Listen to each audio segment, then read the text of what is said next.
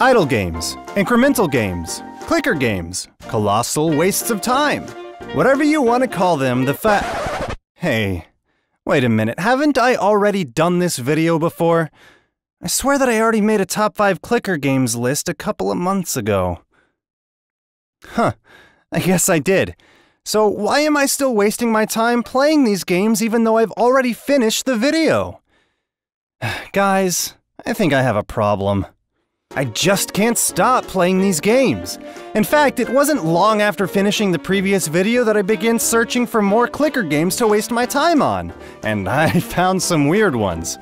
What makes these weird isn't necessarily the subject or art or anything like that, because, let's face it, all of these games are completely helpless when it comes to anything resembling a legitimate storyline or realistic scenarios. No, these games are weird because of the flow of the gameplay. The games that you are about to see are, for the most part, full of weird and unexpected surprises and paradigm shifts that make these games more interesting than their peers, if only to figure out what the hell is going to happen next. However, for this video, even though it sounds completely ridiculous, I will be doing my very best to avoid spoilers for these games. So much of the gameplay you're gonna see on this list is from the very beginning of the games, so you can experience the paradigm shifts and interesting mechanic changes on your own. So yeah, instead of playing more Final Fantasy 15, here's a list of 5 of the weirdest idle games that I've found so far in no particular order. You are a kitten in a catnip forest.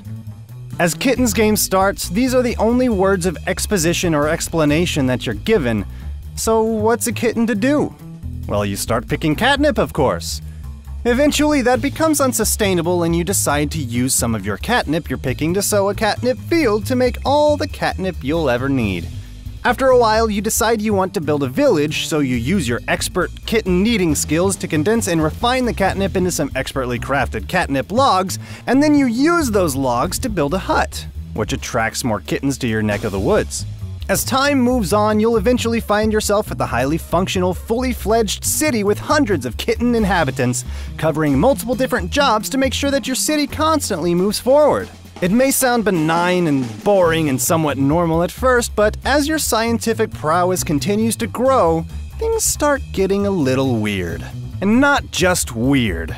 Things start stacking up and you don't just have a large city filled with kittens, you'll have piles upon piles of resources and so many different buildings and technologies that it can get a little bit overwhelming if I'm being honest. But it's overwhelming in a good way?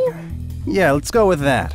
This game is constantly making you shift your priorities in an interesting way, but it is by far the most straightforward of the idle games on this list, because the gameplay stays pretty consistent throughout the game for the most part. But of course, that does not mean that it won't subvert your expectations. Mind Defense is an incredibly crude-looking game that hides a surprisingly fun amount of complexity underneath its MS Paint-looking aesthetic. Things start out simple enough with just a little dude slaving his life away at the mines, earning gold at a snail's pace. But after upgrading your pickaxe a few times, you realize that you're lonely, and you want to hire some help. Unfortunately, the only creatures willing to help you early on are some particularly large ants who want to help you earn some cash.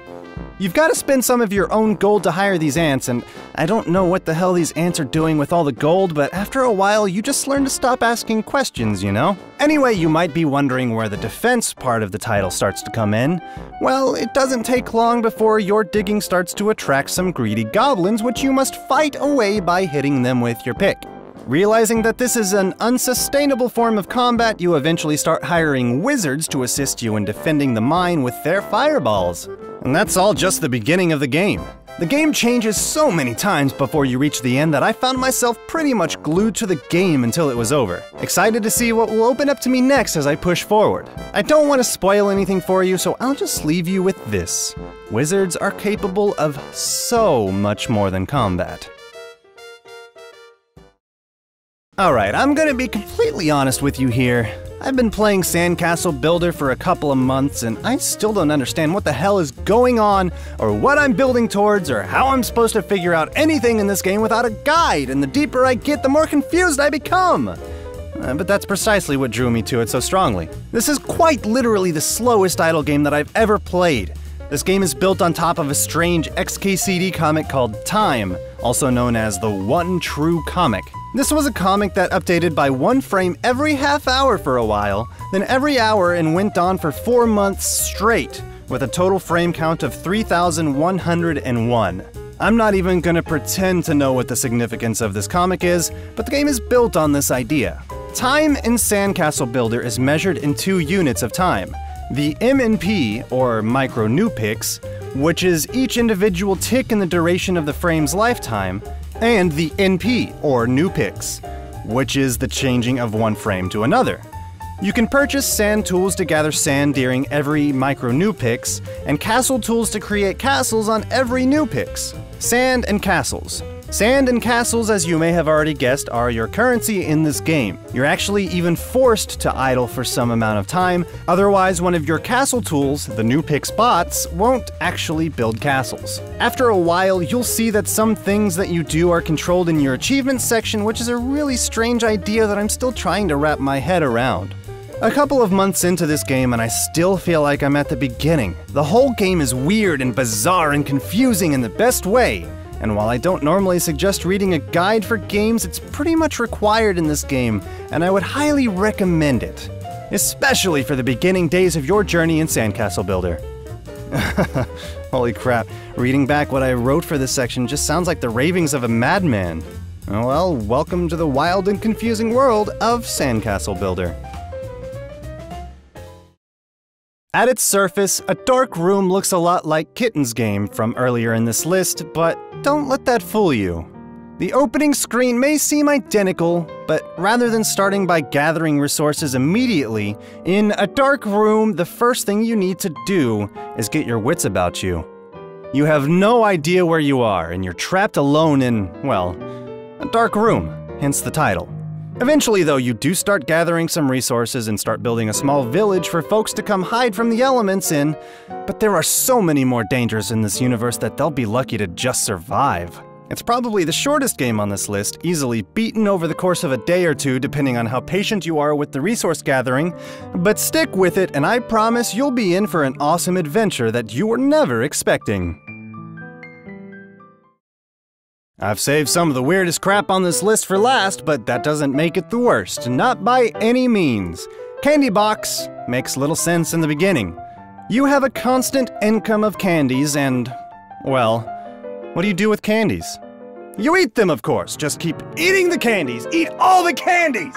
Eat them! Just gobble them up! Gobble them down! And eventually you get bored of eating candies and you wait, and then suddenly some guy comes to sell you lollipop for candies. And of course, that's just the beginning, but believe it or not, this game isn't just purely about eating an enormous amount of candy. It actually goes much deeper than that.